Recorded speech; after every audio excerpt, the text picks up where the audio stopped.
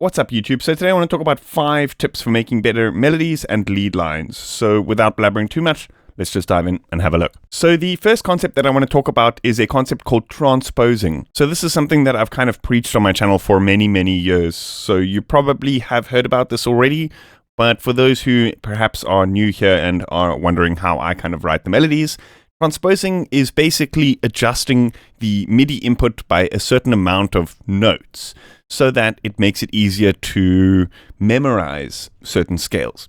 Let's say, for example, you know or are familiar with C minor scale, but you're writing a track that's in G minor. So transposing allows you to be able to play the scale that you know, but adjust it to fit the song that you're working in.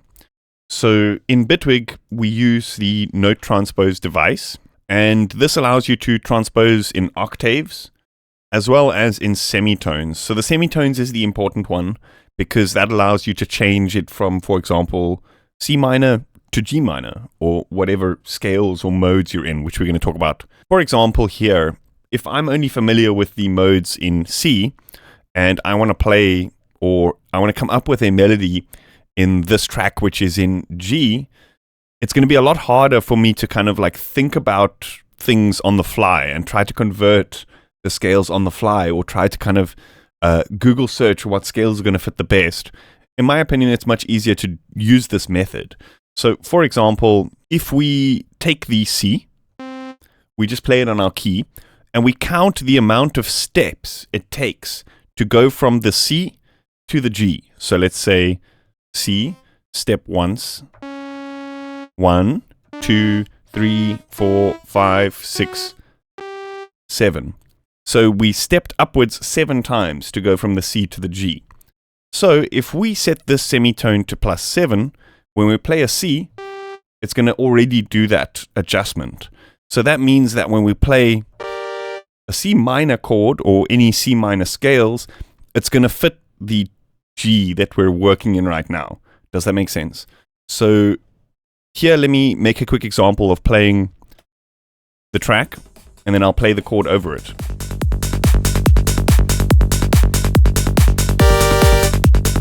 Do you see how when we enable that device, the pitch goes slightly higher, but whatever we're playing now fits into the scale that we're working on with the track?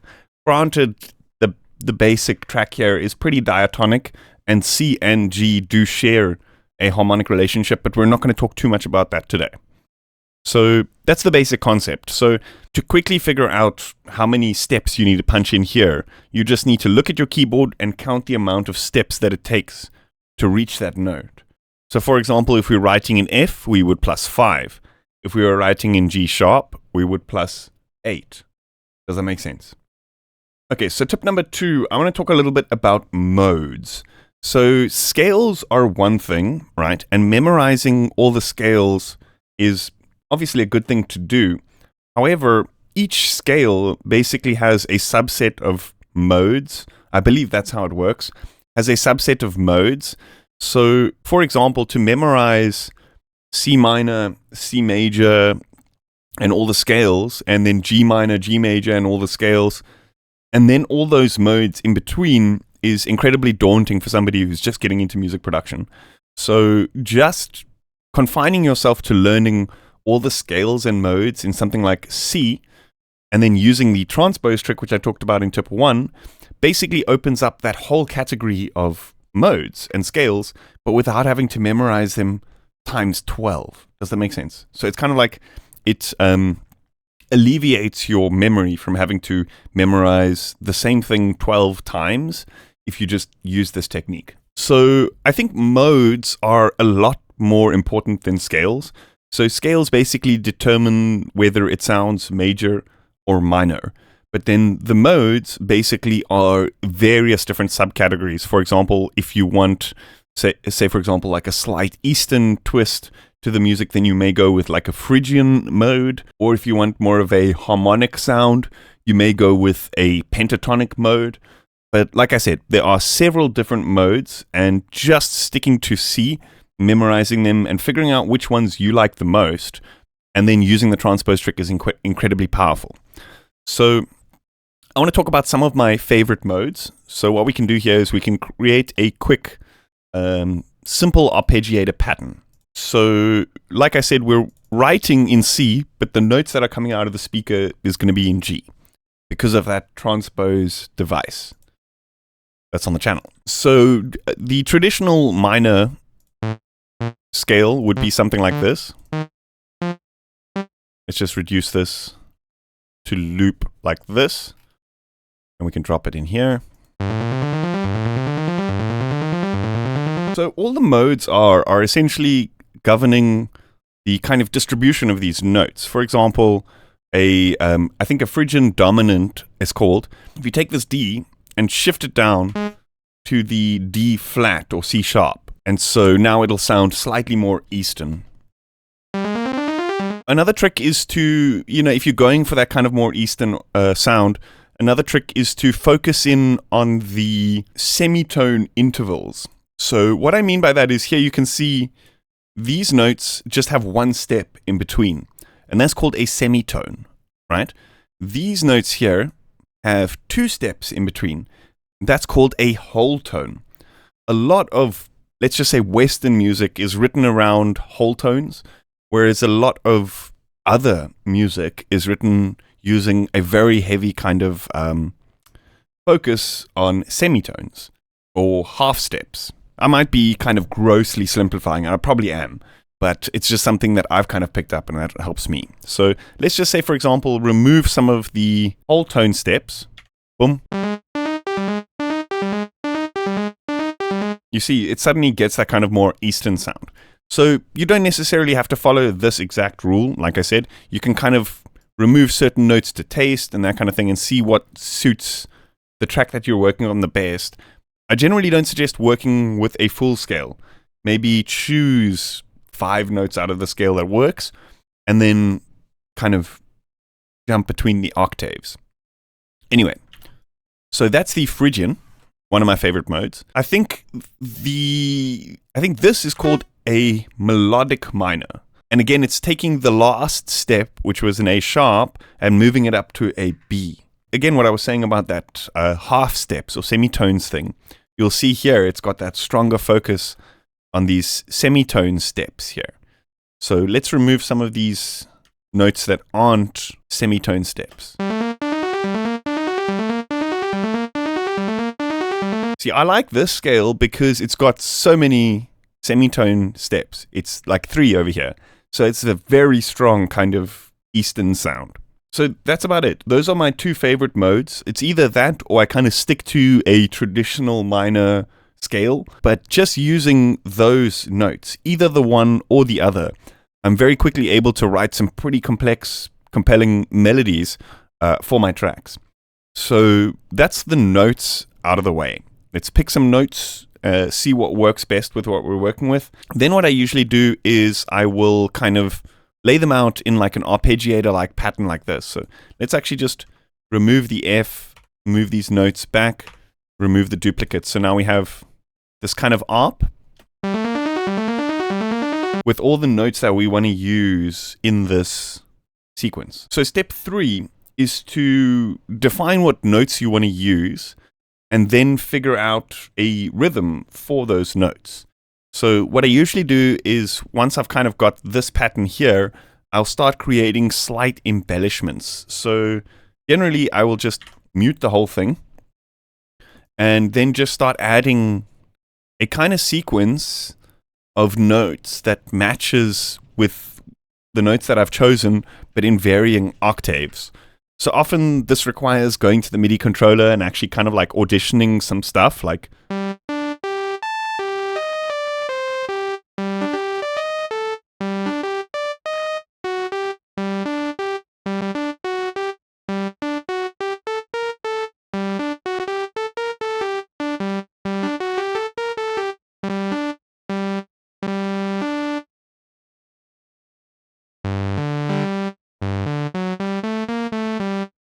so then like just doing those kind of simple licks on the MIDI controller, I can kind of figure out the progression of notes that I want to use. So then I start layering it out. Like, okay, let's loop this and see how it goes. Okay, so now what I'll do is I'll also perhaps choose varying octaves, although I like this. So what I'll do is just duplicate the clip and start working on a variation in case I kind of totally fuck it up. I want to jump back to the previous one. So here we can kind of just start shift up and down to create these kind of varying octaves. Like I said, the previous one was kind of cool. So sometimes I do that and then end up going back to the original. So once I've got the notes that I've chosen, then I'll kind of choose a rhythm that I think will fit the chosen notes. So again, what we can actually do here is just duplicate what we have into a new clip and then dropping it into the arrangement. And so here we can actually make it like 4 bars long or 2 bars long and then just loop that segment. And so here we can actually audition it alongside the track. So let's mute all of these and now we can start arranging them to fit kind of the groove of maybe something else that we have going on in the track. Like I said, it's a pretty simple part of this track that I have here. So we're not going to do too much of that auditioning, but it helps to play alongside.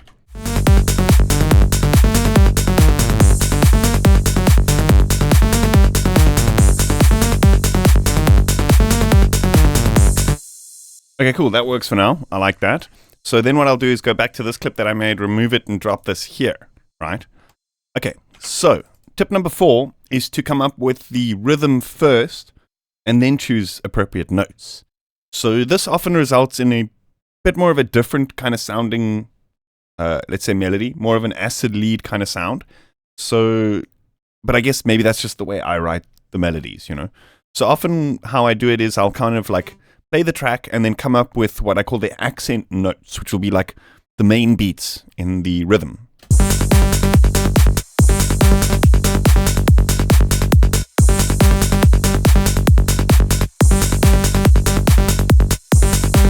So I've got these kind of accent rhythms. Now what I'll do is I will add in some extra kind of flair. So let's just say, for example, this will often be just like lower octaves in between the notes to kind of lead into some of the notes that need a bit more accent.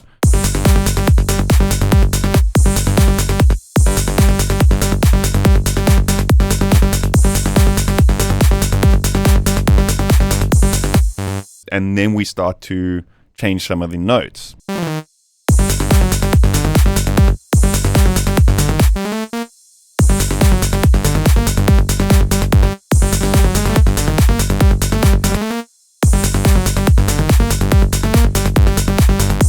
Cool. Okay, so tip number 5 is adding extra little flair and embellishments. So I want to talk about a couple of the techniques that I use for that. One of them is glide or portamento. So often you actually have to go into the synth and enable that. So if we go over here and we set Vital's voices down to 1 and set the glide up, what this allows us to do is overlap some of these notes and then it'll glide from the one note to the next. Check this out. Oh, we also need to set this legato on.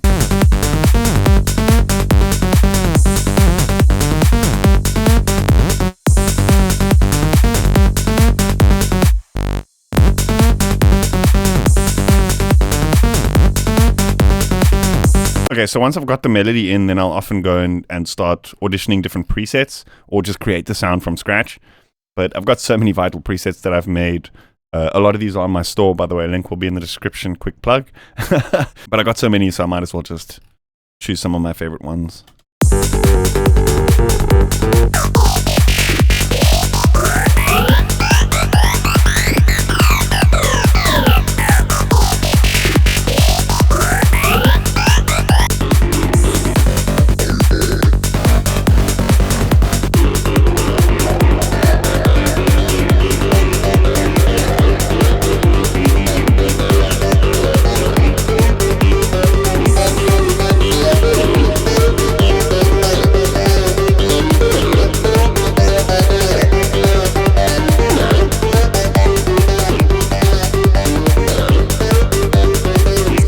Okay, so the last little thing I want to talk about is adding little semitone wiggles.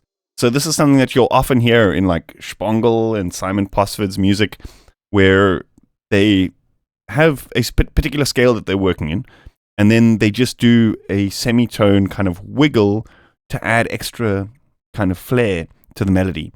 So what I mean by that is like playing the root note and then just wiggling whatever semitone fits that scale. So it could be, in this example, we're using that, I think it's the melodic minor, like I said. We can do either the G to the G sharp, or the C to the B, or the D to the D sharp.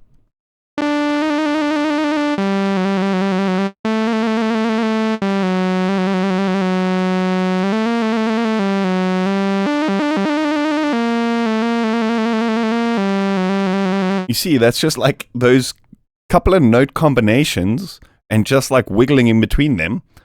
And that creates that really cool kind of like snake charmer lead vibe. Do you know what I mean? And if we play with the glide a little bit, we can kind of get these really nice effects going on.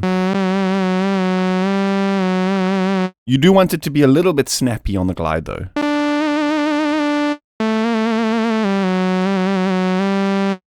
Okay, so let's put a little bit of filter on this.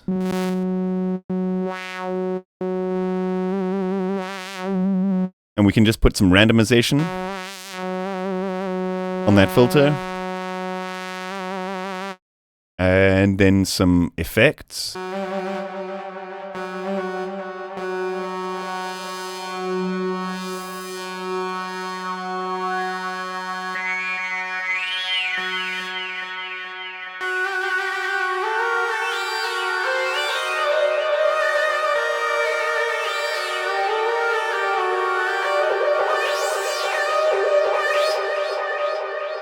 Yo, that is sick.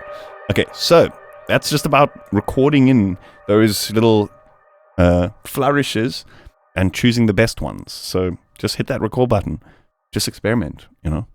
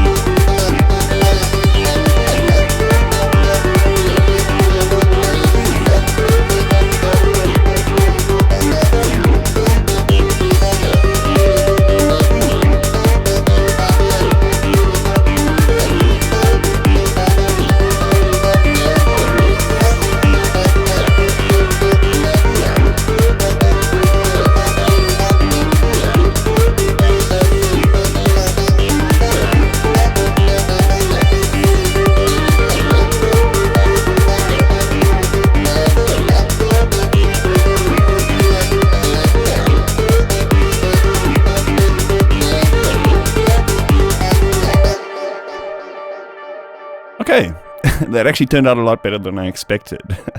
I think I've used that line quite a few times now.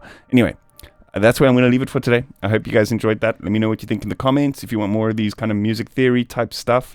Although I think I pretty much summed up a lot of my knowledge in this video. But yeah, let me know. Hope you guys enjoyed that. I will see you guys next time. If you haven't yet, please consider hitting that like button, subscribing to the channel. And if you like these sounds that I used here, check out my store. I've got a bunch of preset packs there that you can purchase. Anyway, see you guys next time. Cheers.